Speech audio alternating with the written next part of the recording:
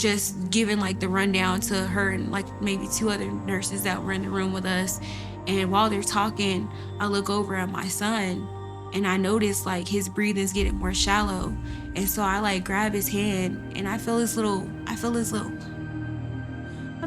hand grab my index finger, and I feel like a tight grip. And he's just whimpering, and then all of a sudden like he stops breathing and I notice he starts turning blue.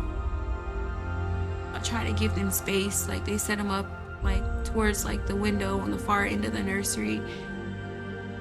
And I hear Dr. Rosterman, that's who was the on-call doctor, I hear them saying like, are you gonna come? Like, are you gonna like come up here? They're just like doing like manual compressions and bagging him.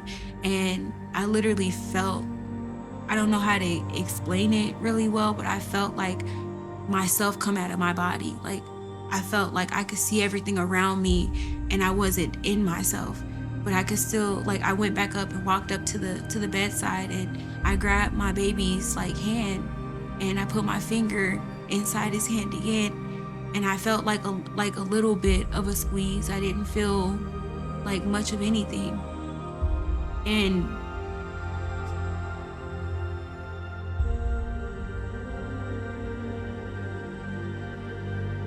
I looked back down. I felt my baby's hand open. And I see his little fingers that were pink. Like I see them all turn blue. I see all the base of his nails turn blue.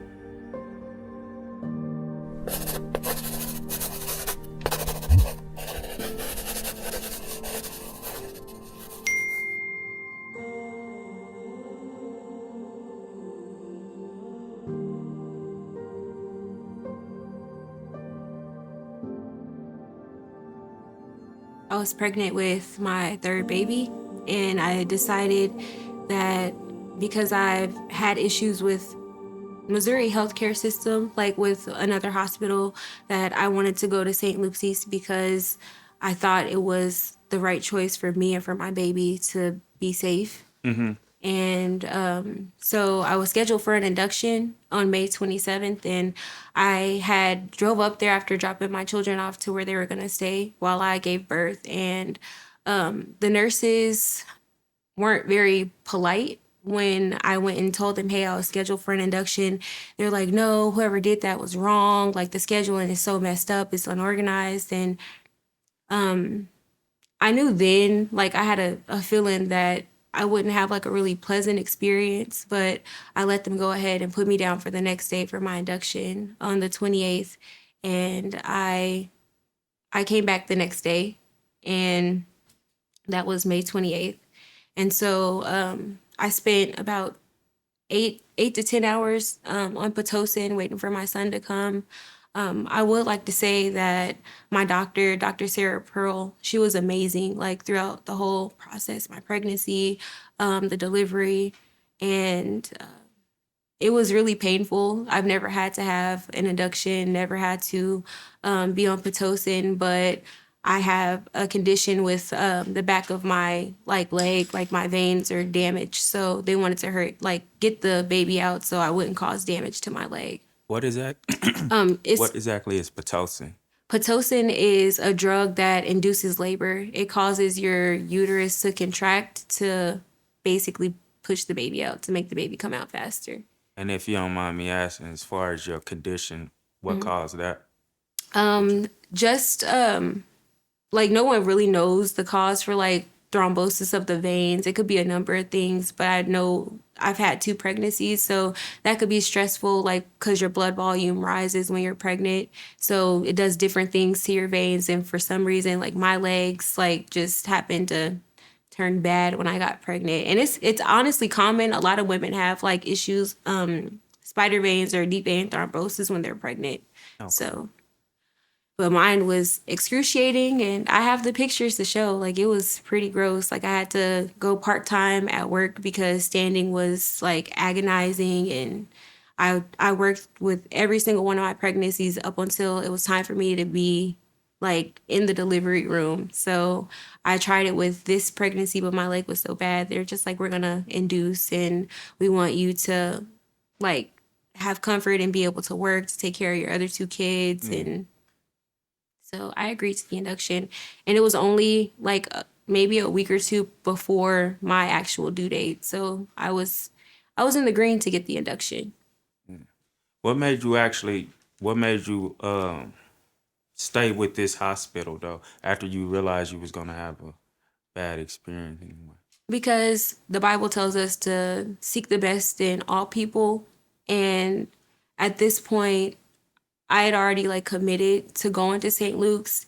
And I know we're talking about St. Luke's, but I had a really bad experience at Truman Lakewood where I was bit by a brown recluse, and the residents refused to treat me for the brown recluse bite and argued that I had HIV, and I nearly died after spending 10 days in the ICU. I have proof for that too. So I did not want to go back to Truman. I had both of my first two babies, who are 6 and 7. I had them at Truman Lakewood, but after that experience, I lost all trust in Truman Lakewood. So I decided to go to St. Luke's. And I was like, well, maybe the nurse is having a bad day. It's common. We all go through it where we're not having a good day at work. And I understand that ever since COVID, healthcare has changed a lot. It's really busy. Like staffing can be an issue, and that the schedules are crazy. So I just wanted to give a little bit of grace, but I just knew something was off. And with that, when you talking about Lakewood, or are you talking about St. Luke's? You talking about With when you knew something was off? I knew something was That's off with St. Luke's. St. Luke's, right? So after you've been induced or whatever, how did it start to? Um, Everything was honestly fine. The induction was smooth. It was really painful. Everything was good up until the point I got an epidural. And when I got the epidural, my best friend and my best friend's mom, like they were present throughout the whole process, seeing me get the epidural, and I got it at the height of like the pain. I couldn't tolerate it. And so they did the epidural, and I started having like horrible like pain, like in my whole entire lower body. And with an epidural, any woman that's had one, or even some men know, like when you have it, it numbs you from the waist down. You're not supposed to feel a thing. I could feel excruciating pain literally from my pelvis all the way down. And I was still able to move my legs. I was still able to feel my legs. And I like shot my whole self up because that's how much pain it was in. And I grabbed the guardrails, and I knew that the epidural was not done properly. And I told my nurse, and I was just like, something's not right. The nurse paged for Dr. Pearl. She came in immediately, and she was like, well, it's time for you like to deliver. So we're just going to go ahead and do it. And the botched epidural really wasn't brought up again by any of the staff after that. I did like make known that I felt like the epidural was done wrong and incorrectly, and that I was in an excruciating amount of pain, like in my back and lower body after birth. And that was not how it was with my first two pregnancies or after the deliveries either. So what was the what's the experience after that though? So after Dr. Pro came in and said that it was time for me to deliver, my baby came. The birth was normal, like nothing happened. Dr. Pro did an amazing job getting my son here. But I did notice some things were off because it was just me, Dr. Pearl, and my nurse in the room, and my friend's mom and my best friend. And my baby never got a vitamin K shot. My baby never got his bilirubin screening. My baby never got his heel stick, which is all common, like from every woman that I know that's had a children or that's had a child or children. Your baby gets those things to ensure that the health of the newborn is like prioritized. Yeah. And I had that done with both of my first two kids. Hill stick was the very first thing that they had, and it measures like a baby's glucose to make sure that they're not going into like hypoglycemia, which is common for newborns because they're not feeding from their mother's placenta and getting nutrients from the placenta. And so I asked about it, and they're like, "Oh yeah, we're gonna get it done." Dr. Pearl Dr. Pearl had a C-section scheduled, so she had to go out and do that. My nurse did what she could to take care of me. Her name was Sabrina, and she was actually really incredible. She was like, I'm gonna go check around and make sure that we have everything that we need for you. They were gonna do nurse changeover, and so she was about to leave. And so my son was starving. Like, I've never had this experience, but as soon as having a child, like the first thing the child wants to do is eat. Like that was like crazy for me. As soon as they laid him on my chest, that's what he wanted. So I was feeding him, and when Sabrina, my nurse, the delivery nurse, left, another one had came in like maybe an hour and a half, 2 hours into me feeding my son. And she got his weight, and she put some type of gel over his eye. And I talked to her in front of like my friend's mom and my best friend, and I was like, well, he never got his vitamin K shot, he's never got his heel stick, like, are you guys gonna do that? And she's just like, oh yeah, we're gonna get it done, and don't worry, we have to do it within the first like 24 to 48 hours. And I told her, like, well, when I had my other two kids, that's not how it went. So, like, am I going to be able to see a doctor? And she said that Dr. Powell Freeman was the pediatrician who I was going to be seeing, like, to, like, look over my son, and that she would see what she can do. And so after that experience, my best friend and my best friend's mom had left, and it was just me and my baby.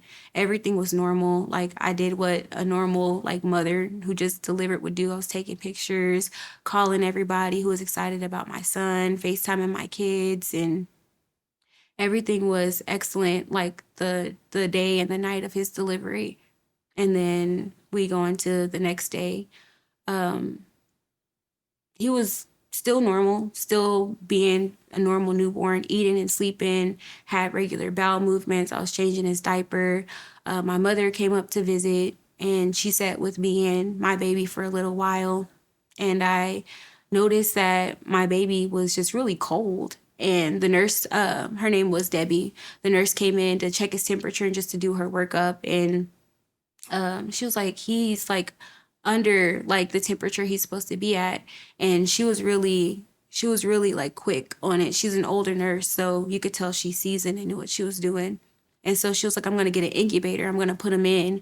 And she was like, I'm gonna like go over and see like if his like what his temperature has been like baseline throughout the day from yesterday up until today, just to confirm he needs to be in the incubator. And so she went and did it, and it got done, and I was really grateful to her. My son was still being normal, nothing out of the norm, until Debbie left and nurse change was about to take place. And I noticed for about maybe an hour or two that my son was just asleep and kept making these little faint like whimpering noises. And Debbie was like, well, I'm going to make sure that I let like Leah know, when Leah was my new nurse that was going to take her place.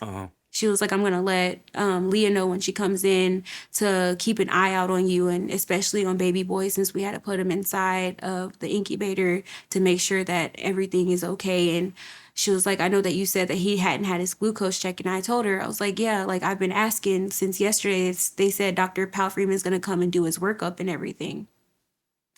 And so Dr. Powell Freeman did come before Debbie left for the night, and he was asking me about circumcision and going over my son's like basic like newborn routine. Like, this is what you should do to prepare him like before and after he gets his circumcision. And they did I think it was like a heart test on him to make sure that his heart was functioning properly. Test came out great. And Dr. Powell Freeman said that he was going to make sure that he got his glucose tested and everything done before we left on the 29th. We were going to be released the morning of May 29th. I'm sorry. We're going to be released May 30th, so the day after. So this was all in the late evening or late afternoon, early evening of May 29th. And so after Dr. Powell Freeman had left, Debbie came in just to say bye and to let me know that she had made Leo aware. And I noticed like a couple more hours had went by. My son was still sleeping. And I was like, I know newborns sleep a lot. I know it's common, but he's just like not himself. And it was a little bit harder to try and wake him up. So I called my aunt, and he woke up a little bit, but he was like just like kind of moving slow and not like how he was like before I tried feeding him, because he had been asleep for so long he didn't want to eat. And so I called my aunt, and I'm like, well, I know like I'm praying he's okay. Like I know something's not right. Like I just have a weird feeling. So I want the kids to see him before I go get a nurse to come in here so she could like do what she needs to do. They're doing nurse change. So I'm just waiting for my nurse to come in so I can explain what's wrong. But I want my babies to be able to see the baby because I know they're excited. Yeah. And I was letting her know what Dr. Pal Freeman had said, that we were going to be released on when the morning came. And my aunt was like, yeah, make sure that you get them checked out if you feel like something's not right. But a sleeping baby is normal. But if it's been asleep for like a while, just like get a little like cool rag and just put it on his neck and face and see if it like wakes him up, because he should be wanting to eat. It's been about 4 hours since you said he was asleep last. And so I got the little rag, I dampened it, and I put it on his like neck, dabbed it on his little face, and there was barely any movement. And I was laying in my bed, like with him, like cradled in my arms, and he like started bearing down and grunting. And I was like, oh, well, maybe he's having a bowel movement. So I laid him down to change him. And as soon as I laid him down, like his eyes, sorry. Take your time. As soon as I laid him down to change him, his eyes bulged out of his head, like literally looked like a cartoon. And I knew something was wrong, so I immediately pressed my call button, like for Leah to come in. And I knew that they had just done the nurse exchange, like that Debbie had left, and Leah was supposed to be there. So I waited, and immediately I started praying, and I'm like, this isn't right. Like, you just know as a mom when something isn't right. So I started praying, and I was just like pleading the blood over my son, and just waiting for Leah to come. About 20 minutes had passed, and I didn't hear anybody in the hallway. I didn't see any nurses passing by to go to the room next to me or anything. And so I grabbed my son up, and as I'm walking out the door, his eyes bulged again. And that's when I knew, yeah, this isn't right. And so I walked out of the room with my baby in my arm, like looked at the charge desk, 0 nurses there, nobody in the hallway. Looked to my left, and I see one nurse sitting on her phone, and she's like smiling and scrolling through TikTok, watching TikTok videos. So I walk up to her, and I tell her, hi, like I'm in this room. Leah never came. My call light has been on, and I hear the pager at the desk, but there's nobody at the nurse's desk for help. So she puts her phone down, and she's like, well, I know Lee, you said Leah's your nurse, but I'm not your nurse. And I was like, well, my son's eyes are bulging, and I'm worried because this doesn't seem normal. Like they're bulging like really bad. And so she was like, well, I mean, I can go find Leah for you. I can page her, but just go back to your room, and like we'll see what we can do. And so I told her, I was like, I feel like something's not right. And I said, I know you're not my nurse. And I knew she didn't want to help. Like she was frustrated. And so I apologized because I didn't want to get angry. I wanted help for my son. So I just tried to stay calm. And I said, I know like you don't want to help, or if you don't want to help, or if I'm inconveniencing you, I'm really sorry, but something's not right. And so she kind of let out a sigh and got up from the desk and put her phone down. And she was like, okay, let's go back to the room. So we get inside my room, and she takes my baby from my arms, and she lays him down in the crib that's next to my bed and starts to unswaddle him. And she like lifts his like eyelids open with her fingers and starts looking at his eyes.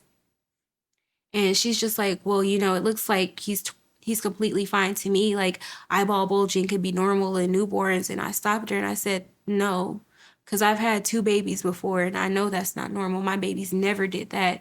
And she was like, have you checked him for bowel movements? And I said, I did. I went to change his diaper and that's when his eyes first bulged. And I was like, he was wet, but other than that, he didn't like have poop, or he wasn't bearing down and grunting and like grimacing, I think, because of that. And so she was like, well, I'm telling you that it's okay. Like it's typical. And so I was like, okay, well, I don't want to disrespect you, but I would like to have a doctor. Could you go ask a doctor to come in to look over him?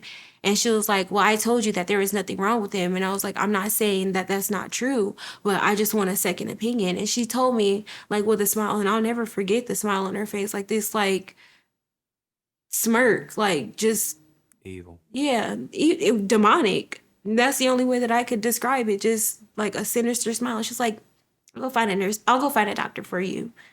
And kind of hunched her shoulder and walked out the room. And I paged the call button again because I was hoping like maybe Leah will come this time. And so I waited about another 10, 15 minutes. Nobody came to my room. And my son, his eyes bulged again, but this time when they bulged, sorry.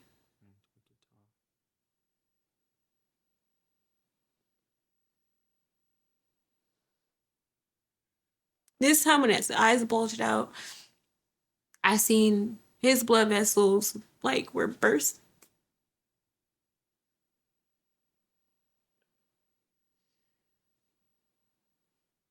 I seen his blood vessels burst and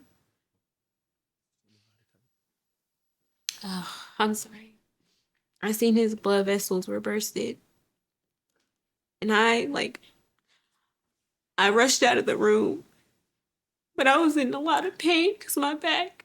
So I stopped before I could get to the desk where I seen the nurse. Her name was Heather. I seen her sitting there again, just on her phone scrolling.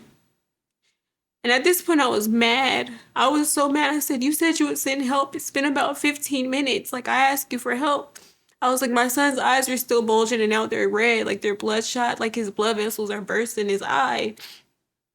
And she told me, she looked at me and told me, well, I told you I'm not your nurse. And I paged Leah. I don't know where she's at. And I was like, well, you said you're going to find a doctor too. She looked at me with a smirk, that same smirk.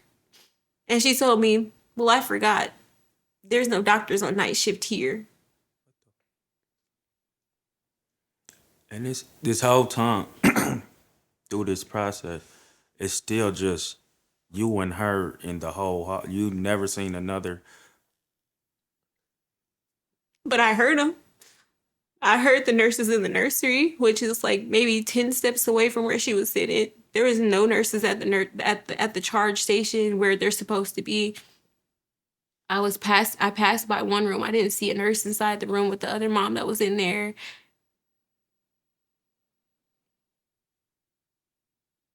I heard the nurses in the nursery, and you could kind of see like maybe this part, like just the small part, like the shoulder of the people in the room, but you can hear everything, and they're in there laughing and talking. And I heard them talking about bog bags, like how cute the bog bags were, and about what they seen on TikTok. And yeah, girl, like we're planning on to take a vacation here, me and my boyfriend. Like that's what I'm hearing while I'm looking at my baby, and I'm just in disbelief and in shock. But I'm still trying to like focus because I feel myself getting angry. Like I was respectful. And I told her, I was like, I was being kind to you. I wasn't rude to you. I didn't yell at you. I'm literally begging like for help. I've been asking for help and it's been about 40 minutes now. And so we're going back and forth at this point. She's standing up and she's like, well, I don't know what you want me to do. I called your nurse. And we're at this point, I start yelling at her. I'm like, you need to give me help. And I said, if anything happens to my son, you're going to be held responsible. And I swear to God, I'm going to call the patient advocate in the morning. I'm going to call and I'm going to tell them everything that you did, everything that you said, and I want your name. And she looked at me again and smiled and said, Heather, and flipped her hair and started walking away. And there was a scrub technician, a really really pretty black lady, and she like looked really concerned. And I like turned to her with my son, and she was like, "What's going on, baby? Like, tell me what's going on." And I was like, I asked her twice. This is my second time coming out here asking her for help. My son's eyes are bulging out of his head like he's in a Tom and Jerry cartoon. And she said she was gonna find my nurse, and she said that she was gonna go get a doctor. And she just said that there's no doctors that work on night shift.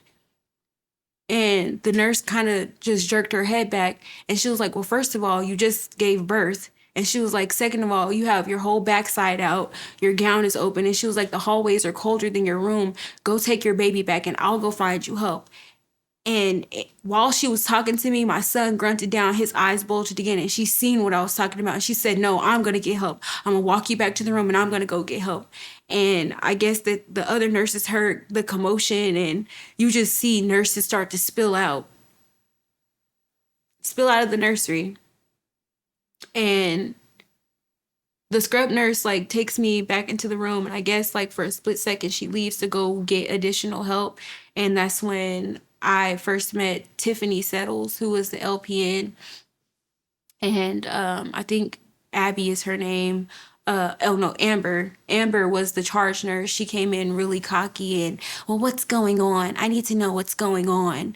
And I told her, I was like, "My son has been grunting and whimpering, and his eyes have been like bulging out like a cartoon for the past 40 minutes. Leah has never come into my room. I haven't seen her at all since Debbie left, and I need help. Like my son, like I just need help."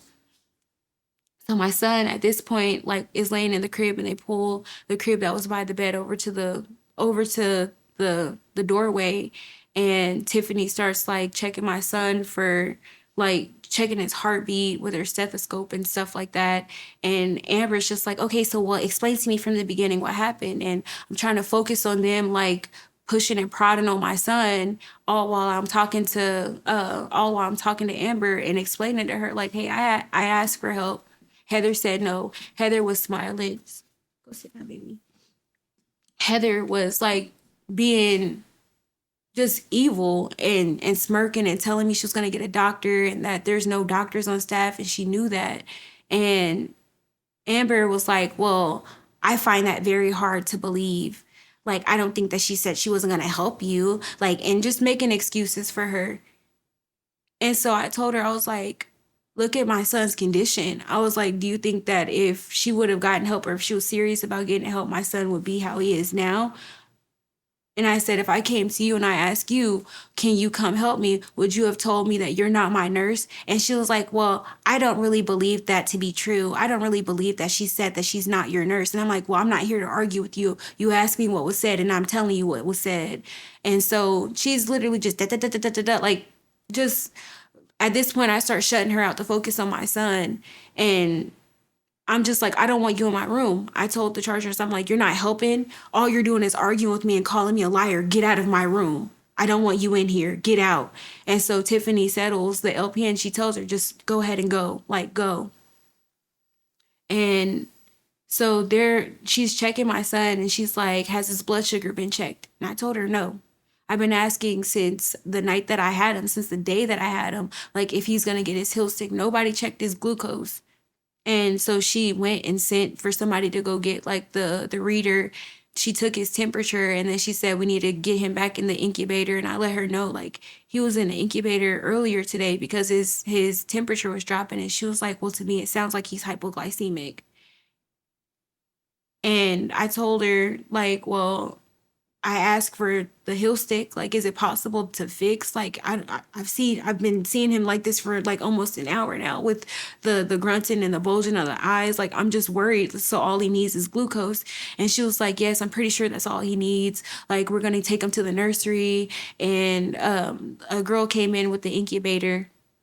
And that's when I finally see my nurse Leah pop in and appear in my room when they're working on him.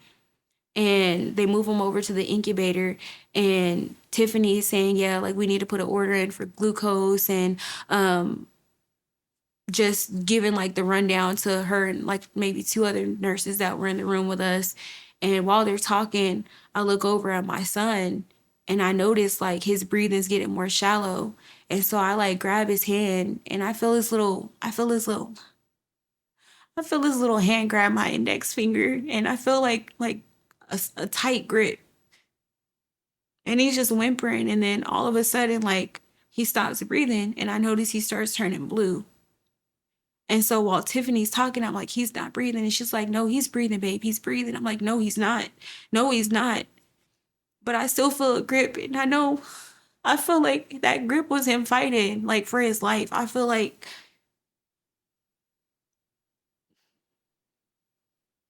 I'm sorry. You don't have to keep apologizing.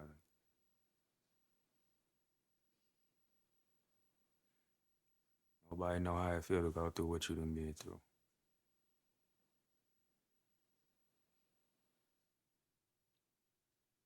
Just trying to stay strong. Oh, you are.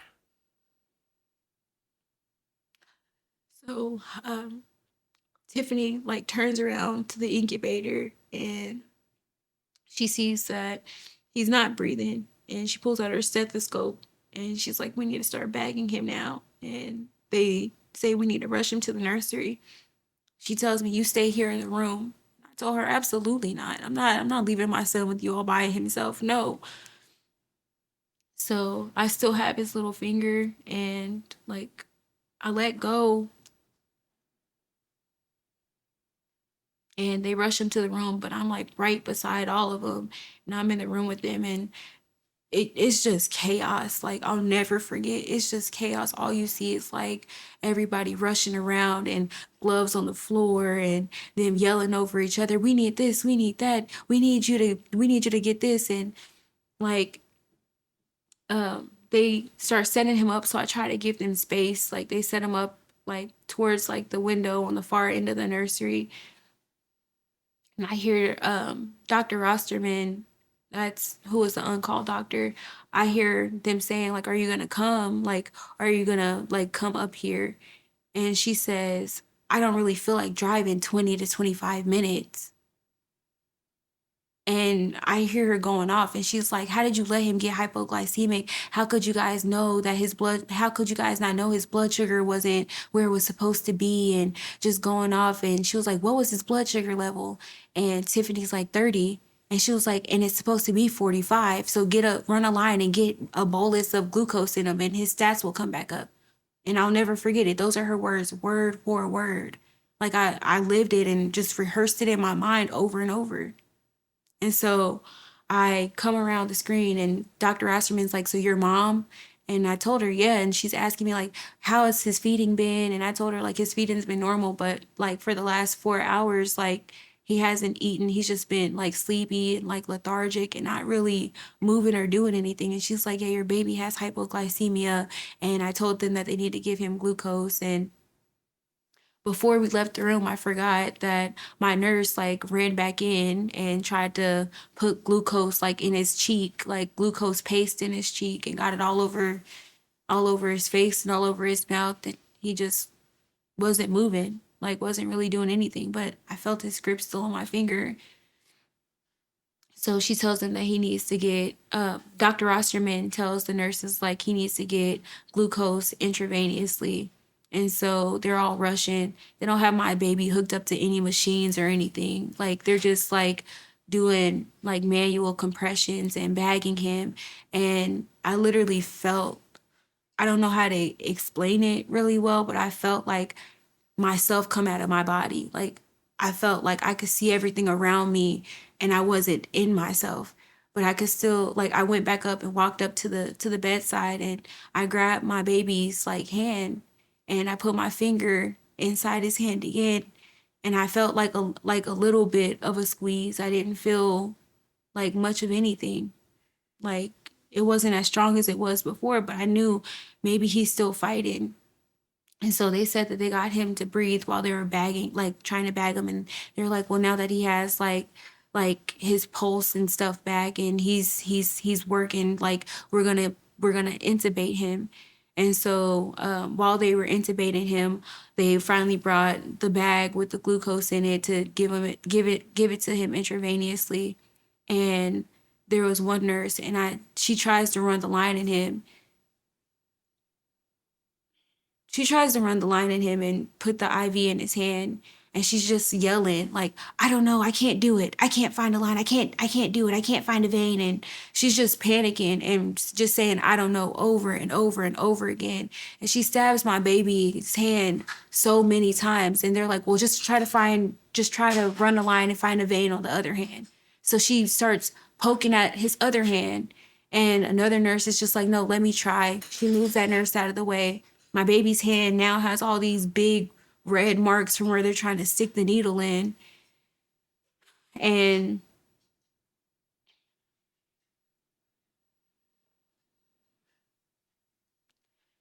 they try to start intubating him, and they're like, you need to bag until we could get everything ready to place the tube.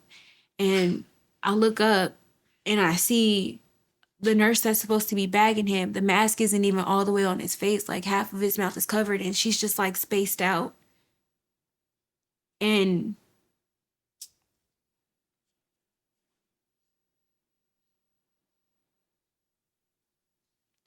I look back down. I felt my baby's hand open. And I see his little fingers that were pink. Like, I see him all turn blue. I see all the base of his nails turn blue. And I knew he was gone. His little hand was open. And I just knew. And they kept telling me, no, we're going to save him. We're going to save him. I didn't even say anything. I knew I was going to just, in that moment, like, scream. So I knew my baby was dead. And I walked to the bathroom just to try to get peace, just to get away from the commotion, because in my heart I knew. And I called my aunt in the bathroom and I told her, he's gone. She was like, did they pronounce him? And I said no, but he let my finger go. And I was telling my aunt everything I seen, everything they were doing. And she told me, no, you go out there and you start bleeding the blood over your baby and he'll live. But I just knew, and I told her I can't, because God gave me peace. I know he's gone.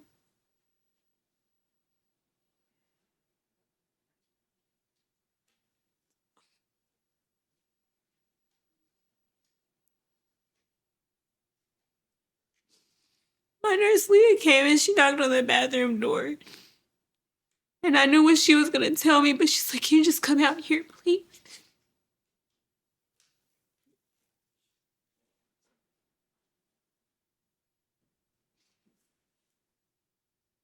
I'm so sorry.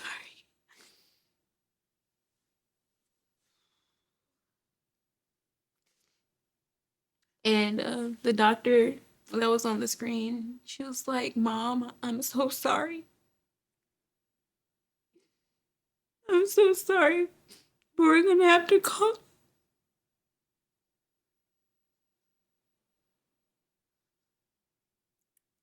Pause it for a minute. Stop for a minute. I'm sorry, huh? Do you need to stop for a minute? No, I'm okay. I need to get it out. I'm just trying to, like, not sink back, like.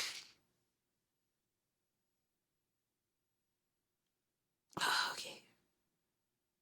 The doctor just said, Mom, we're sorry, but we're gonna have to call it. And just like, I dropped down to my knees. And I just started screaming, like.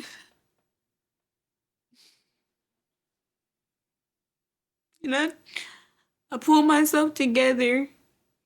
I felt myself get back into my body, like, this is reality. Like, I felt myself, like, come back together. And I got up and I pulled myself up on the little crib thing they had him in.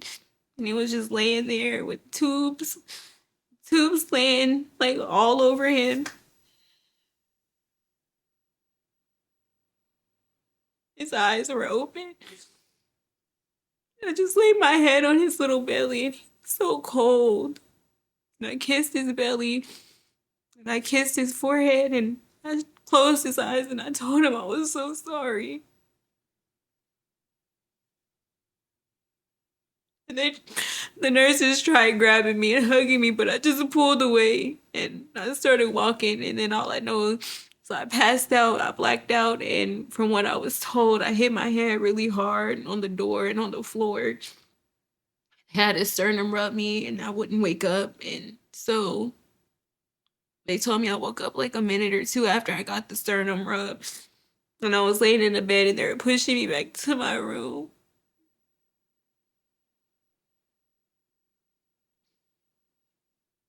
And all the nurses were in my room just hugging me and apologizing.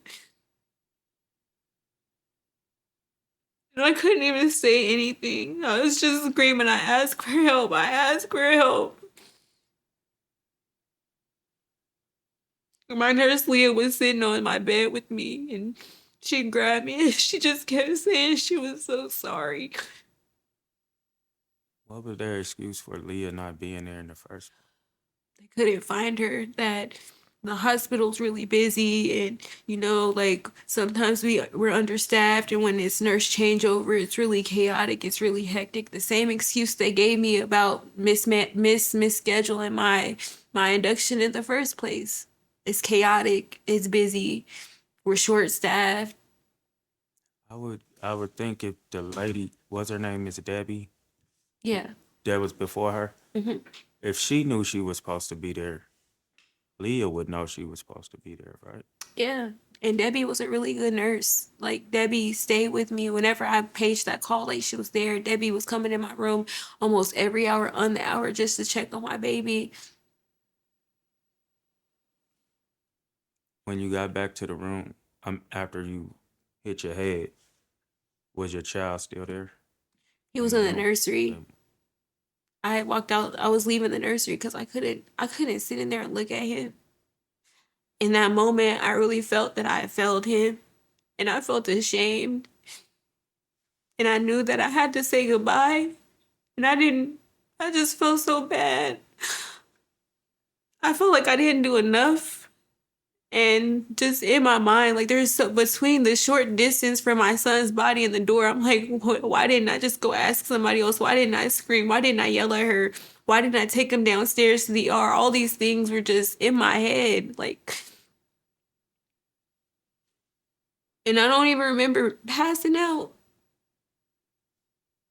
But I do know, like, they're just like, yeah, you had a really bad fall. My head was hurting really bad. And my hand actually was swollen because they said, like, they don't know what I hit my hand on, but I ended up having, like, a huge, like, hematoma underneath my hand. What exactly is that? It's just like a collection of blood, like a bruise. So my hand was really swollen. I don't know what I hit my hand on till this day. But one of the nurses was just like, yeah, you're just in so much shock. Like, yeah, I'm sure you don't feel the pain, but your hand is really bad. And they told me I needed an x-ray to see if I had broken it, and asking me, like, if I wanted to get my head scanned for a concussion because I hit my head really hard when I passed out. And all I could just kept saying is, I ask you for help. I don't want anything. I ask you for help. Now they're trying to be helpful. Yeah. And you, at this time, could you spot the nurse Heather? Oh, she wasn't there. She wasn't there at all. However, when they rushed my son out the room, I did see her standing off to the side, looking like she seen a ghost.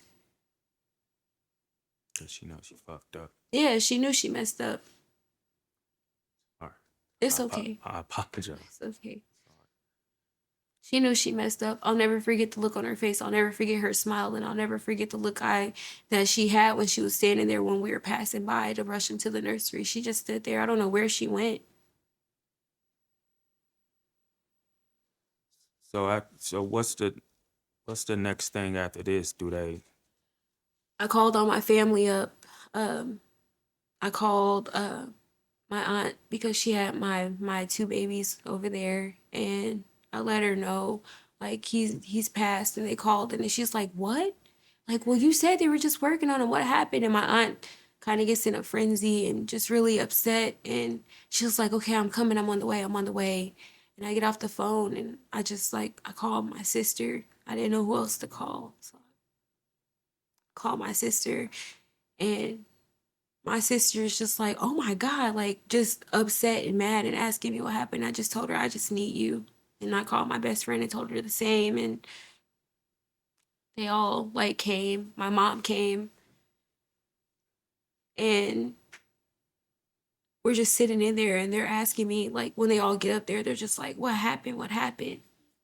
And I'm never going to forget when my aunt came with my kids, they were really excited because they thought they were coming to see my baby.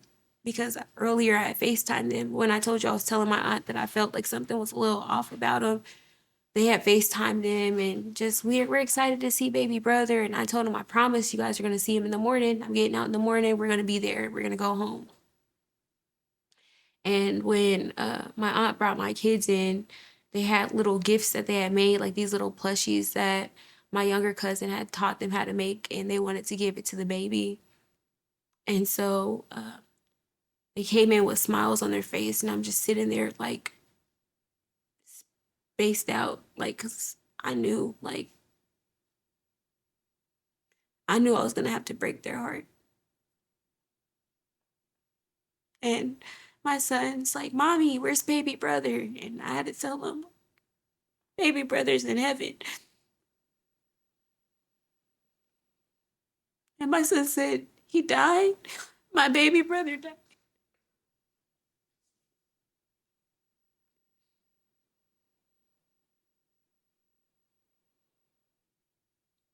And my son, like, kind of just buckled and fell into my lap and started crying. And I started rubbing his head and telling him it was okay. And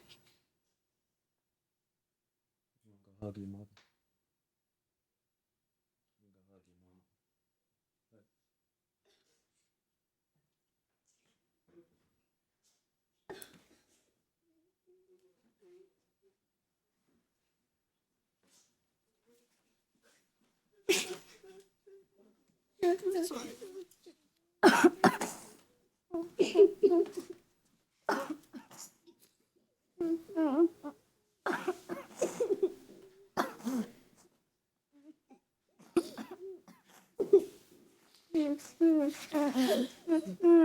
this is basically how it was. My daughter was crying, and my aunt's like trying to console her. My mom goes to try and console my kids.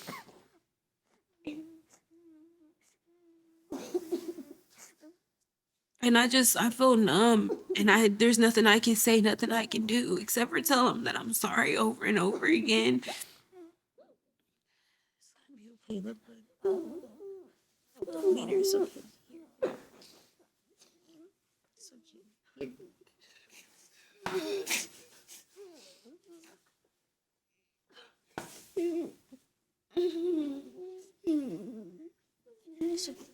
We'll sit down next to brother.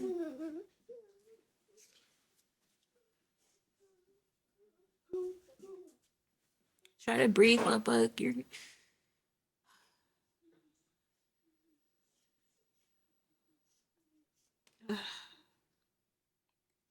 So I'm sitting there trying to process everything, and I can't really go into depth and detail and explain things to them. And um, my mom is upset, and everybody's just talking amongst each other like, we need answers, you need answers. And I told them, they told me he died from hypoglycemia, he never got his heel stick. And everybody, it's just like, what?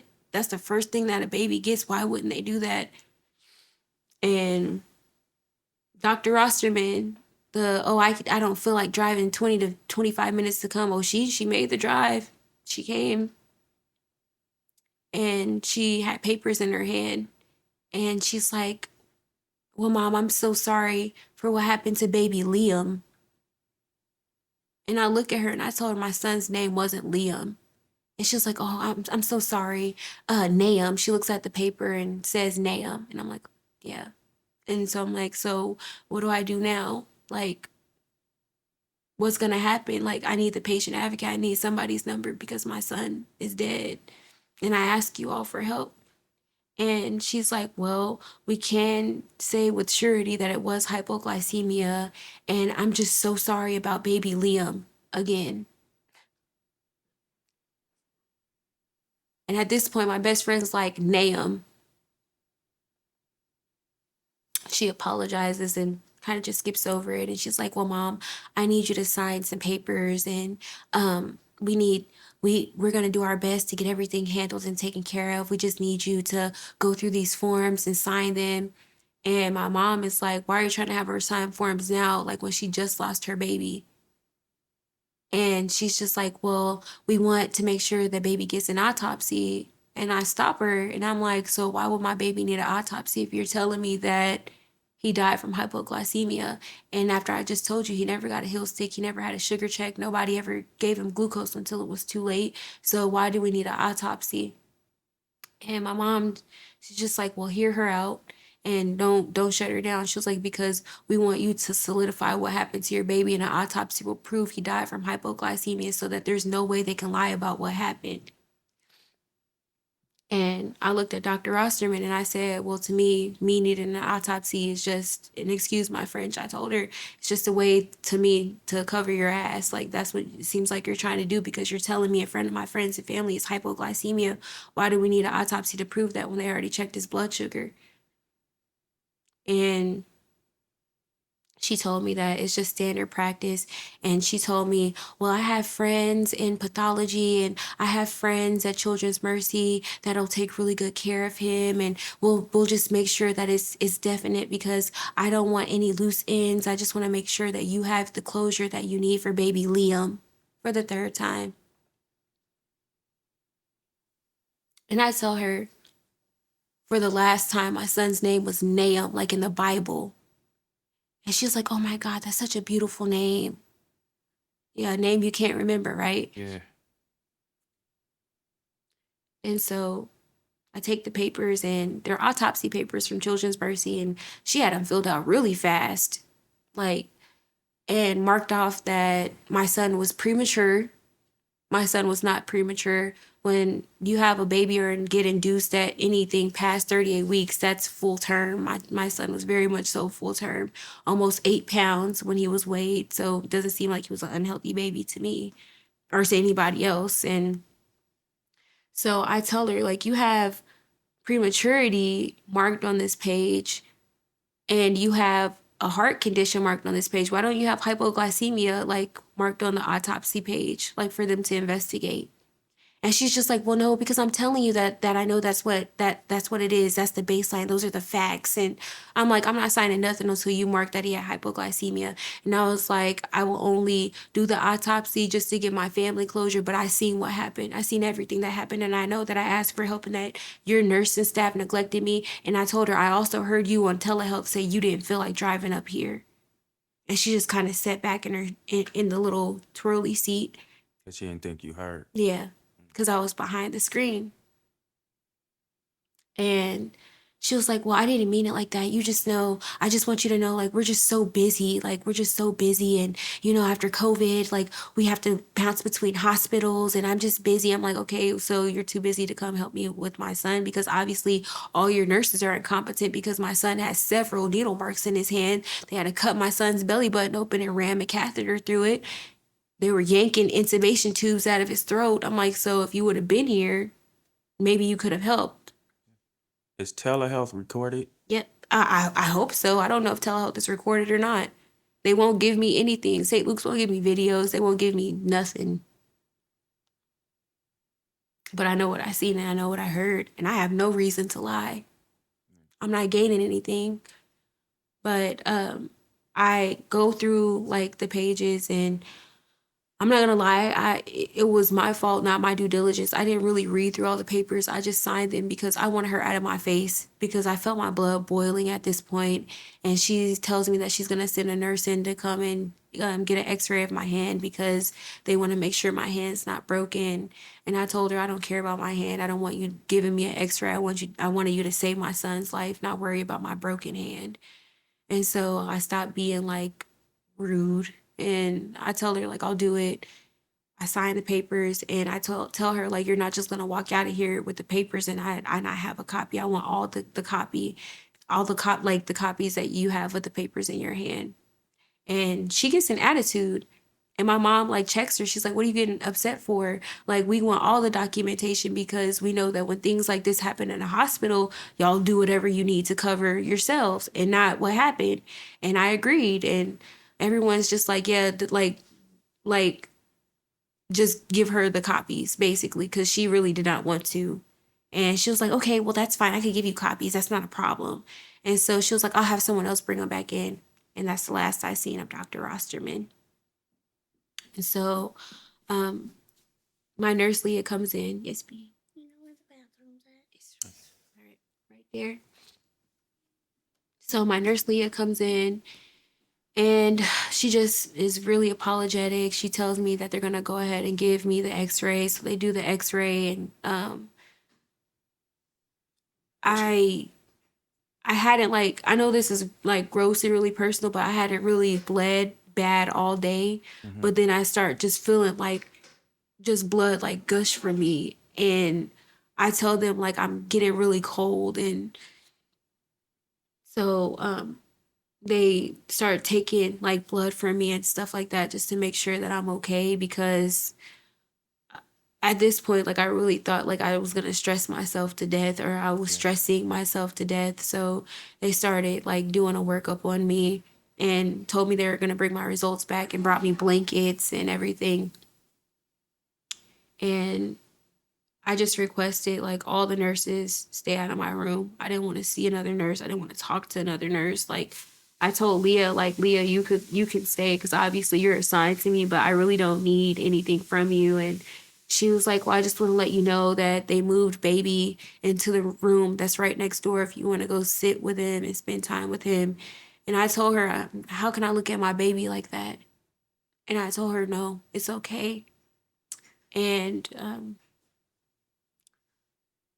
me and my sister and my best friend, my mom and everybody else had left. And me and my sister and my best friend, like we just stayed up the whole night. I couldn't go to sleep. I couldn't close my eyes because I just kept hearing my son crying, like what his cry sounded like. And I was just bawling, like crying uncontrollably. And just there were moments where I was just sitting in silence. And my sister and my best friend were doing their best to comfort me. But knowing that my baby was laying dead in the room next door to me, when after I had him in the room with me the last day and a half. And so it's like time just flew by and it was morning time.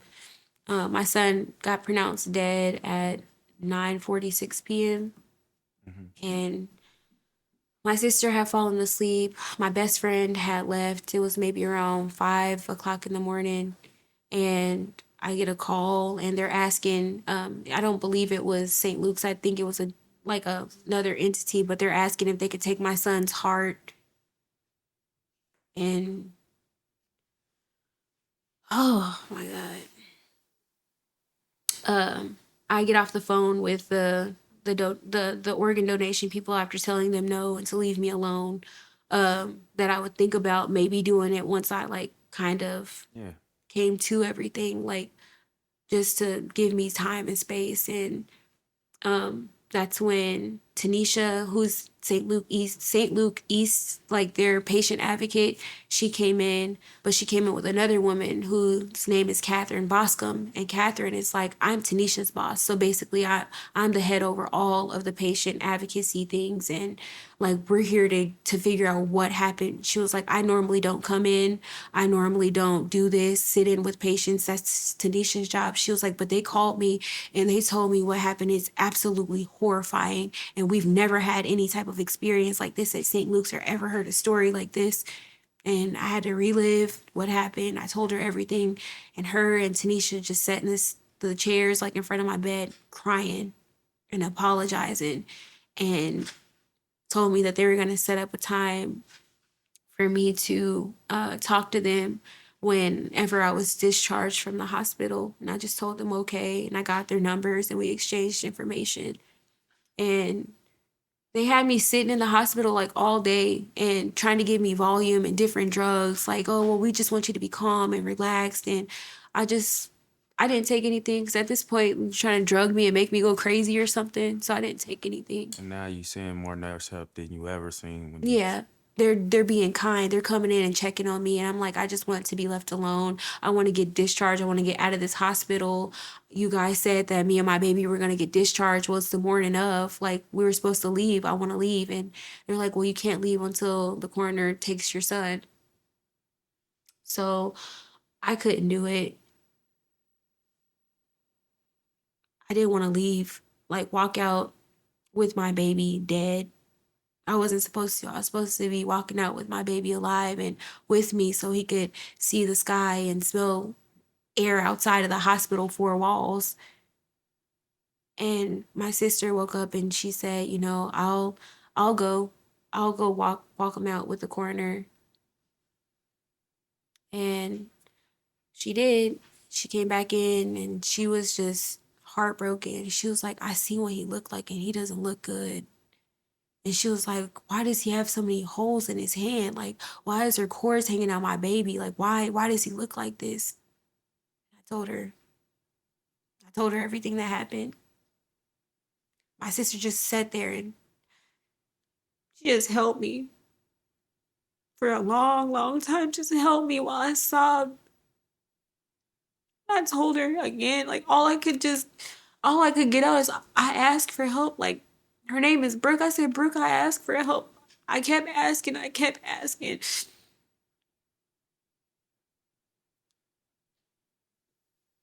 And my doctor, the one that delivered my son, she came,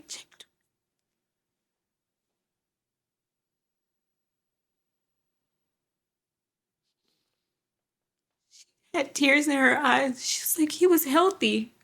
He was healthy. I delivered him. He was fine. And she was crying and just really apologetic. And she's just like, they're gonna do their best to try and figure out what went wrong. She was like, but he was healthy. And I told Dr. Pearl, I was like, please watch your back because I feel like they're gonna try and blame you. I know he was healthy. And I told her, like, I have pictures, thanks me. I told her, like, I have pictures and videos of him just healthy and even pictures of him smiling, even though they say babies can't smile. And I really think that God allowed me to have as many pictures and videos as I've gotten of him in that short period of time because he knew. But Dr. Prola told me, like, yeah, I did 36 hours. I did a 36-hour shift and I need to go home. She was like, I'm completely crushed and I'm devastated because I knew that you just all you wanted was your baby to be here safe. And we tried our best to get him here safe and we did that part. And she's like, I don't know. I don't know where it fell, where it went wrong. And I told her not to blame herself and she just left. And I ended up getting out of the hospital. And I think that was one of the hardest things I ever had to do.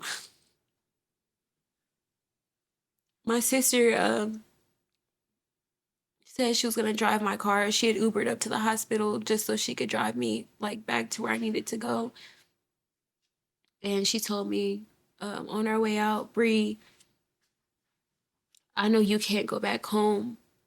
So you stay with me and then whenever you're ready, like you can go home. And she was like, I don't think you're gonna be able to go to work because you're not okay. Like she was like, I could look in your eyes and she was like, I could tell your mind's not okay. She was like, talk to your landlord and you can move in with me. And we were walking out of the hospital and when I walked out, like I broke down because the reality of me not carrying my baby out when that's what I was used to it. I did it with one baby, two babies, and I was so excited about doing it with my son. I got to the car and the first thing I did was look in the back and just see an empty car seat. And it broke my heart. Thinking about it till this day still breaks my heart. I rode around with his car seat in my car for 2 months.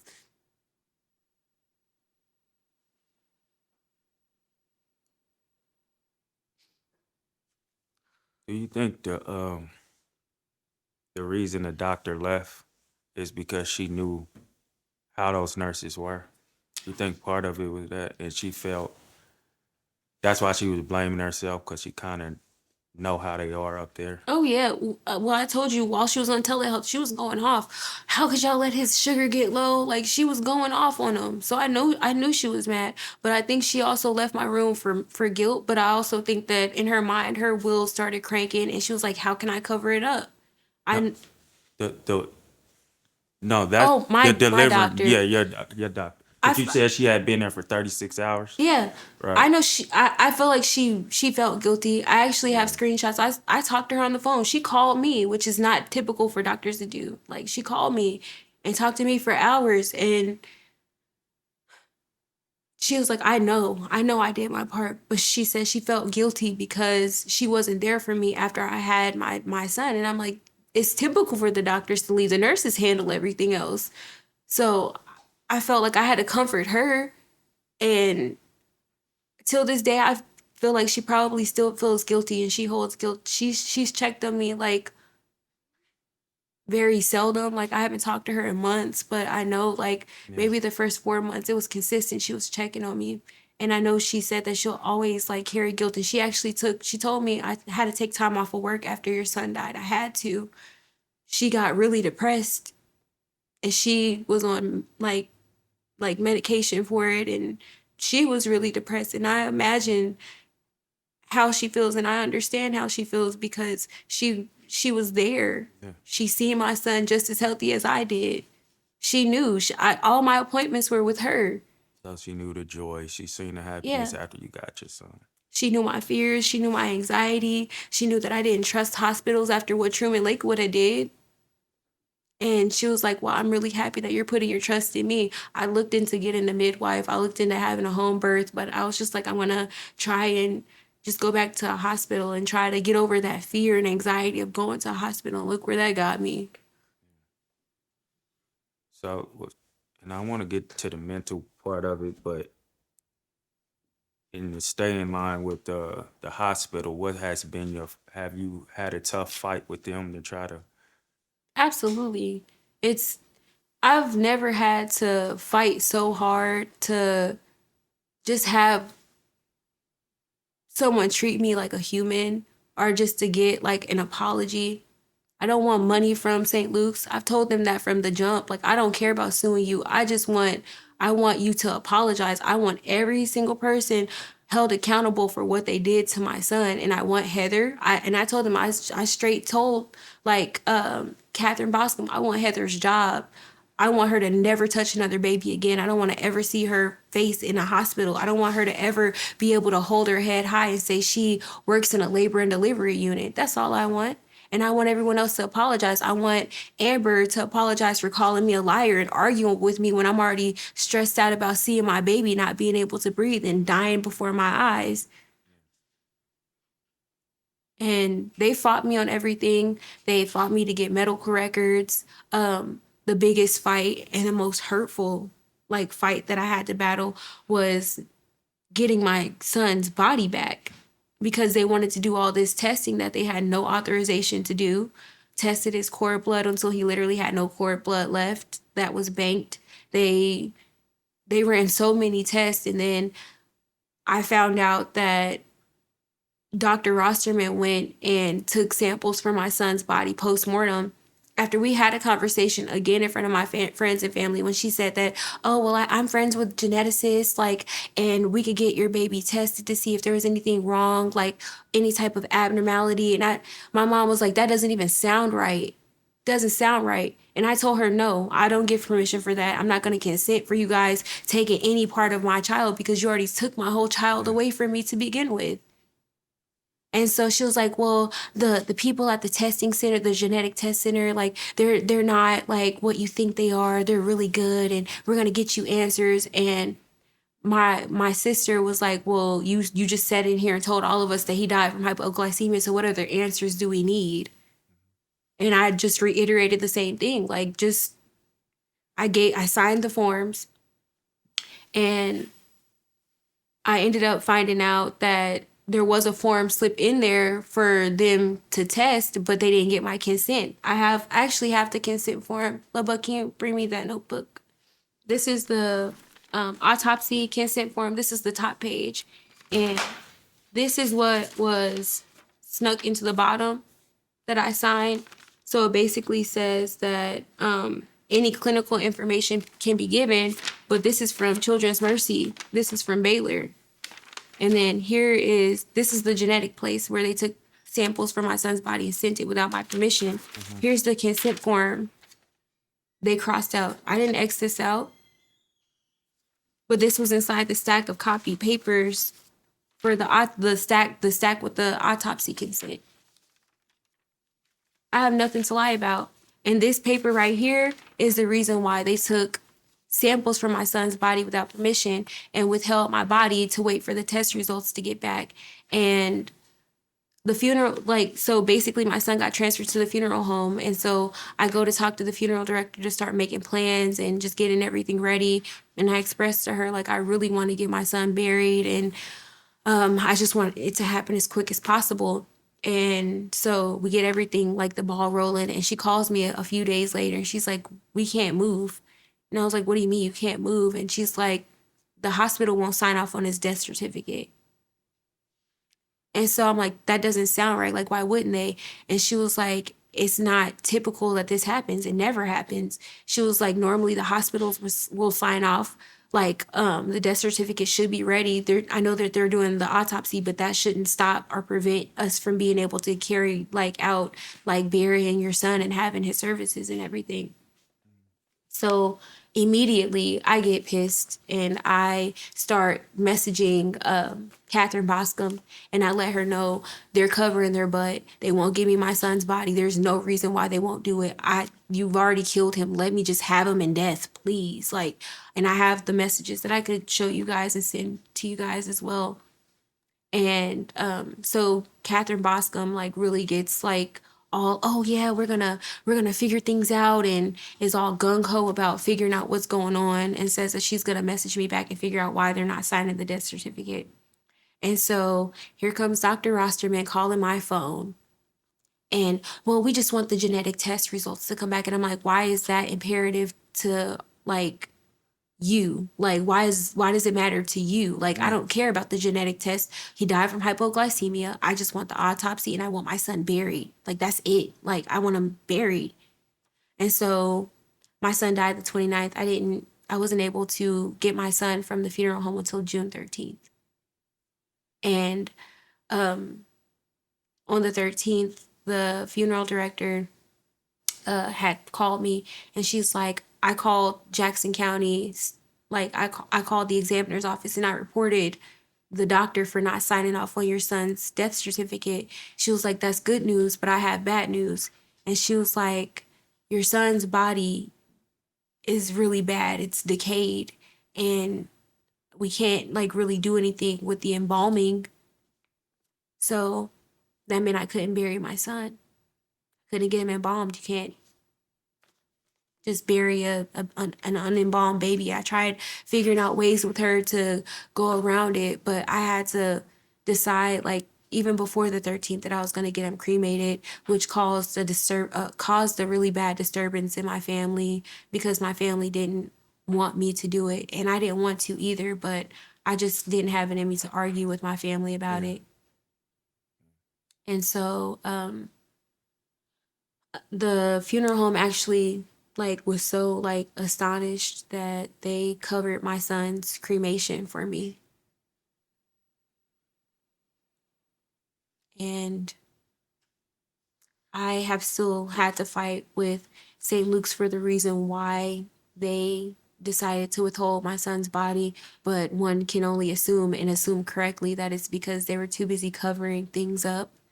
And if it's typical to release a body without the autopsy report being finalized, because autopsies take months, why wouldn't you just be able to go ahead and sign off on the death certificate to get him buried? You think they likely took his organs too? I'm sorry? You think they likely took his organs too? Oh, absolutely. I told my sister that. I got to view my son once, like before he fully like decayed, because I was in hysterics when they said that they couldn't like bury him. The funeral home said that they set up a viewing for him. So I got to view him before, but he was bundled up. I don't know what they did to him. I have Yeah. absolutely no idea what they did, but I'm pretty sure they harvested his organs. I didn't have the heart to ask. Right. So May 29th, 2024. Today is January 23rd, 2025. Where we at in the process now? So I've been fighting for a copy of the grievance report to see how the investigation went so that I could get my proof to be able to say, hey, this happened, and decide whether or not I want to go and take it to a lawyer or just be able to express myself. But I've been silenced because the Catherine Boscom, the patient advocate director, told me we can't give you any information about our investigation until you release your son's autopsy report to us. And I'm not doing that. His autopsy came back inconclusive, of course, because when you have pathology friends, it's easy to cover things up. It's easy to say, oh, we don't know why your baby died. But him having hypoglycemia was definitely in that report. And I got the genetic testing results back from my son, and they said that my son has, according to my lawyers and their nurses who actually work with them to kind of like gauge like what happened. They said according to the genetic test that Dr. Rosterman got from my baby's stolen body samples, that my son had an incredibly rare genetic disease that has only killed 20 infants since the dawn of time. My son is number 21. Since the dawn of time. Yep, since the beginning of time, they only heard of 20 cases of this rare genetic disease that kills infants at birth. I have a 7 and a 6-year-old. They're not dead. If I'm carrying around this gene, why aren't they dead? Even if my son's dad had it, why isn't my son's dad has another child? His son would have been dead at birth. Yeah. So it's not their negligence that killed my son. It's my genetics that killed my son, according to that report. But according to the autopsy report, we don't know why he died. According to my son's death certificate, he died because his liver had a subcapsular hemorrhage, which can happen if it's punctured with a catheter. I did all the research, and a catheter was rammed inside my son's belly. I sat there and watched it happen. But I've talked to lawyers, and all the lawyers are saying, we believe you 1,000%. Like, we want to help. But the only thing blocking us is that you don't have your son's body because your son's body's cremated. So we can't disprove that those test results are fake, even though we can put 2 and 2 together. We're smart enough to know that they're probably fake.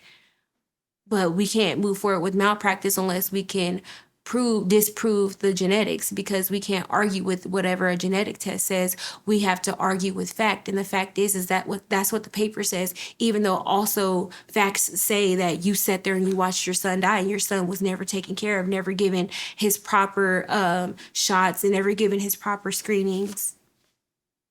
So I fell into like a really deep, dark depression about it for months. I wouldn't eat, wouldn't sleep, honestly wouldn't bathe, wouldn't do anything like for myself. And I just felt God pulling on me one day to draw closer to him. And I was mad at God for a little bit because I'm like, I don't understand why you would allow this to happen to me. Like, I don't know why. And Exodus 14:14 like just kept popping up in my heart and in my mind. And I felt God just tell me, just be still and wait. Just be quiet. Draw closer to me. And in these months that I've been fighting with the hospital silently, I've backed off a lot from how I used to be with them, because at first I was aggressive, like, you're gonna give me my son's reports, you're gonna tell the truth. And I backed off, and I've emailed Catherine Boscom and I let her know, like, hey, I'm just calling to check on the status of like the investigation. And up until like a month ago when she said, oh yeah, well, we can't do anything until you give us your son's autopsy, like, I was just like, okay. I heard God continue to tell me, just let it go, just stay silent.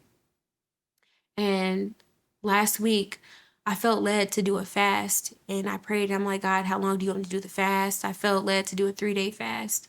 And last week it was the end of my fast, the day after the last day of my fast.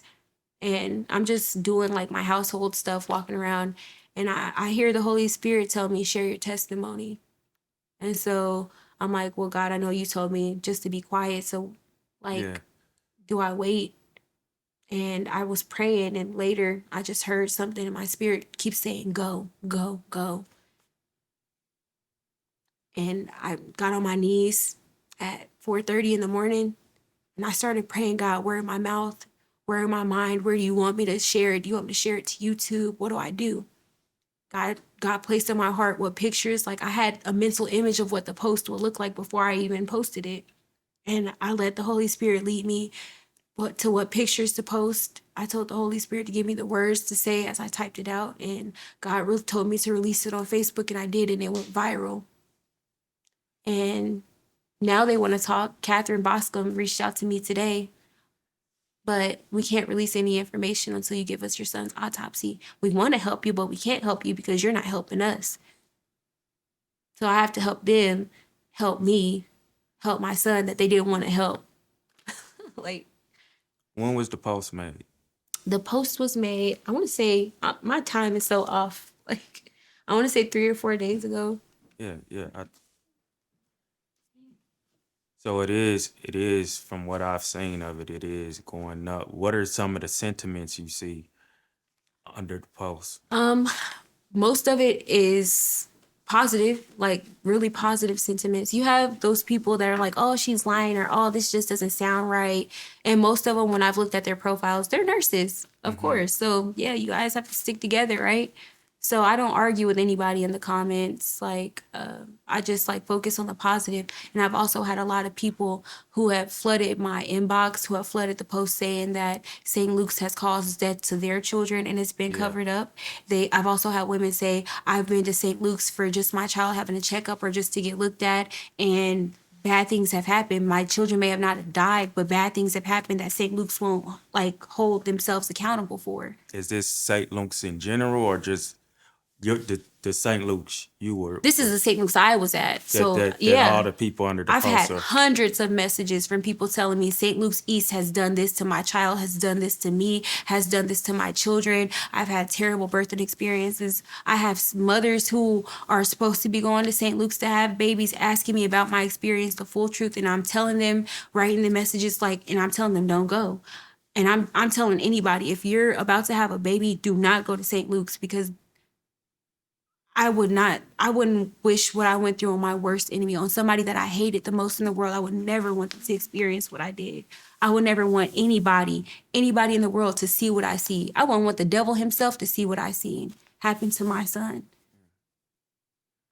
So I don't want this to sound weird, but do you feel like this is like after seeing the post, after seeing what God had you do you think this is your Jesus moment? Like, you're picking up your cross. This is, because even he had a point where he was like, I don't want to do this, but if I have to, let your will be done. Absolutely.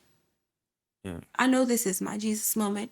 And you saying this is confirmation, because I've told my husband, like, over the last few weeks, like, I feel God calling me, like, and I messaged one of my cousins like a month prior to me posting, and I told him, I feel like God is telling me that I need to stop running from the calling. God called me to spread his word. God called me to evangelize, and I've ran from it my whole life. And God did not cause this to happen, but God allowed it, because God wants me. God wants to use me. Mm-hmm. And I told God, like, whatever you want from me is what I want. And when we're in disobedience, we think that God does bad stuff. No, God will break our hearts to save our souls. Like, and if I kept running from God, who's to say, like, what could have happened? But this brought my attention, and it's drawn me so much closer to God. And God has given me peace, even though my son is gone. In these months that I have been fighting depression, I'm almost out of it. I'm almost out of the weeds completely, because I know that my son is in heaven. I know that my son is waiting for me.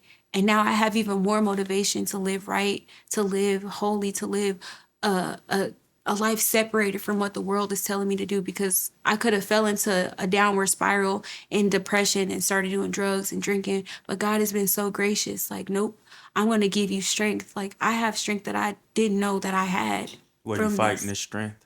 Because you didn't want to be strong. Yeah. All my life I've been told, oh, Breonda will figure it out. She's strong. Bree's a strong girl. She prays and she has the Holy Spirit and she has a calling. She's anointed. Bree is strong. She'll figure it out. And I've spent many nights alone crying with the only person being there to comfort me is the Spirit and the presence of God, with Jesus sitting on the edge of the bed with me, like while I'm crying myself to sleep.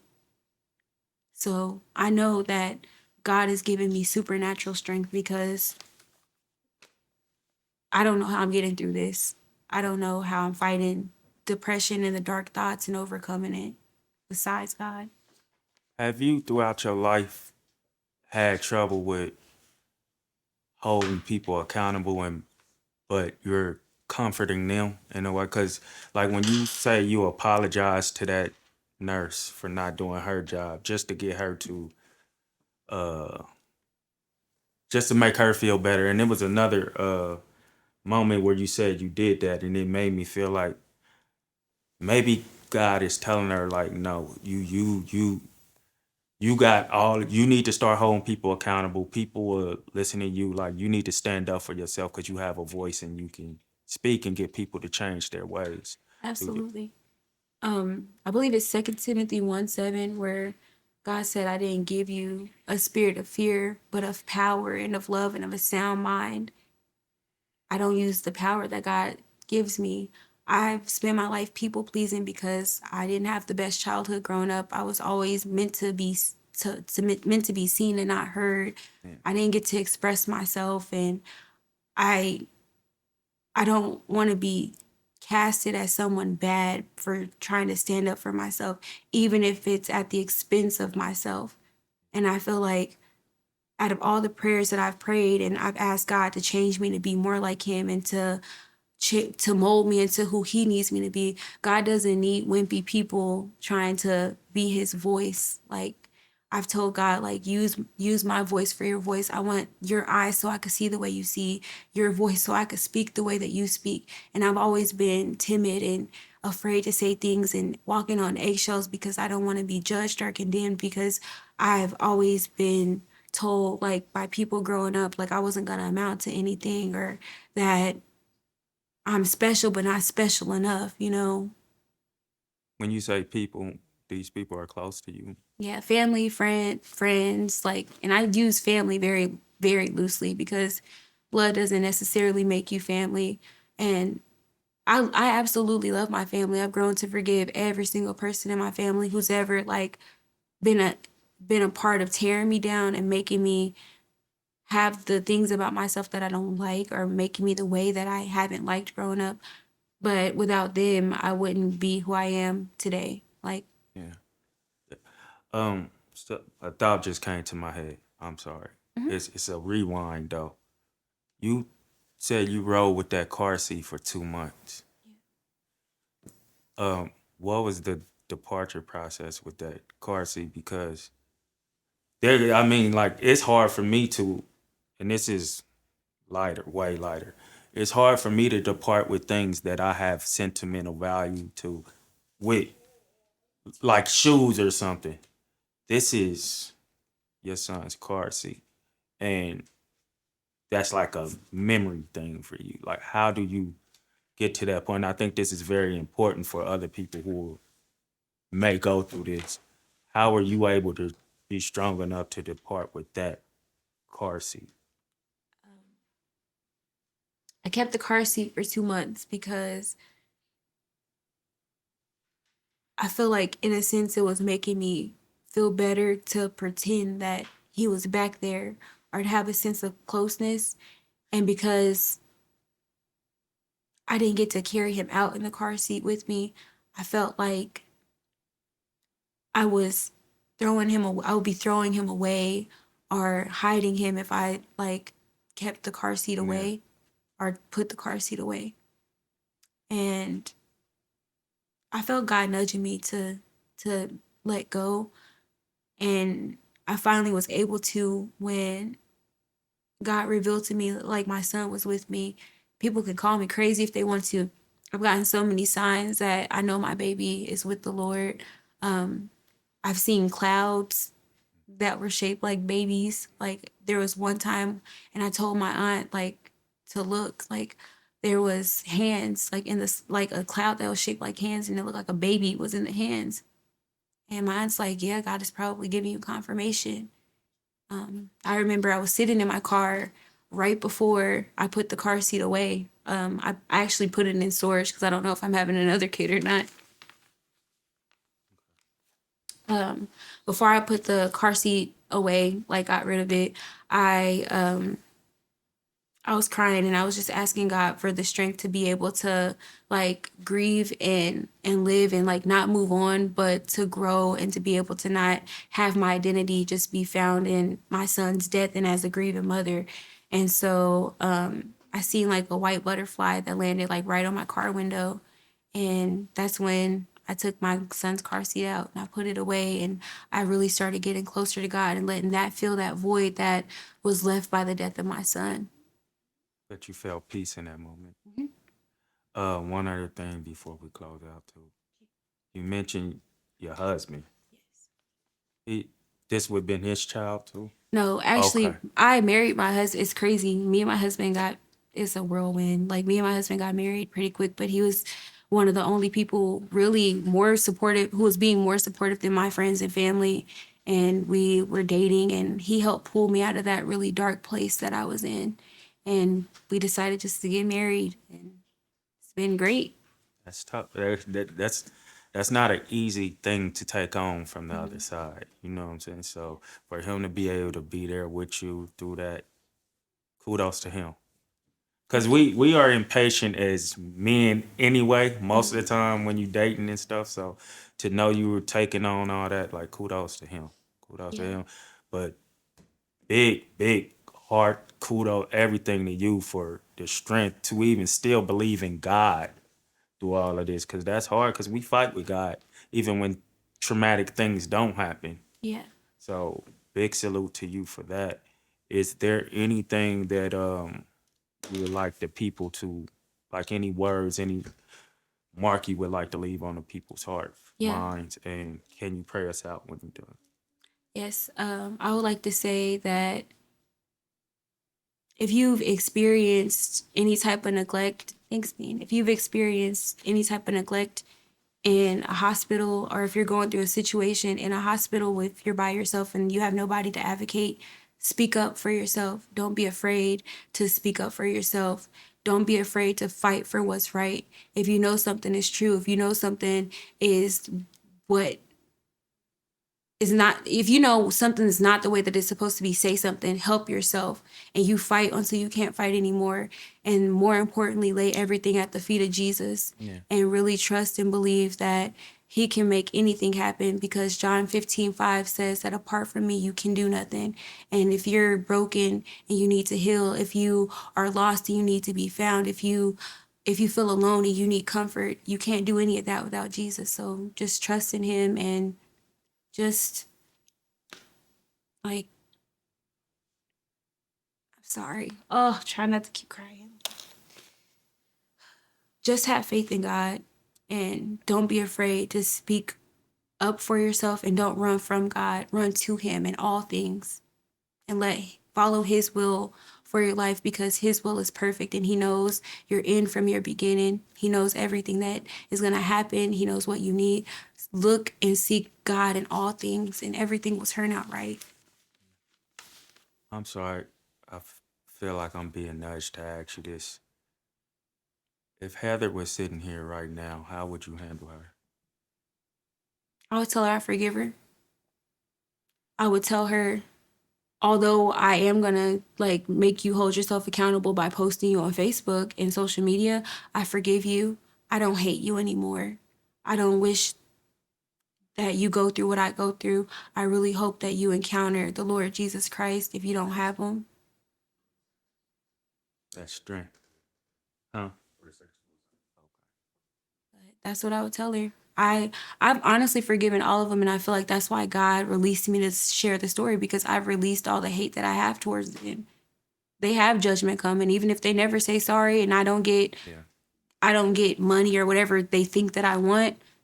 My justice is knowing that I'm still going to see my son and I'm going to heaven. I'm worried about whether or not they are, and I pray for them every day that God touches their mind and their heart and their kids too, because most of them have kids, and that scares me. That said, you want to pray us out? Yeah, absolutely. Father God, we thank you for giving us another day of life. We thank you for giving us strength, Father God, to be able to come together. God, we ask right now that you help everyone who's viewing this, everyone who watches the podcast in general, Father God, to have their minds and their eyes open to this being a safe space. Father God, I ask right now that you touch and help this podcast to prosper even more than what it is. That you bless the lives of each man who decided to reach out and help me, Father God. God, we thank you and we praise you for sending Jesus down to die for us, to give us the ultimate sacrifice so that we will have life and have it more abundantly. Help us to live our lives the way that you've called us to live our lives, Father God.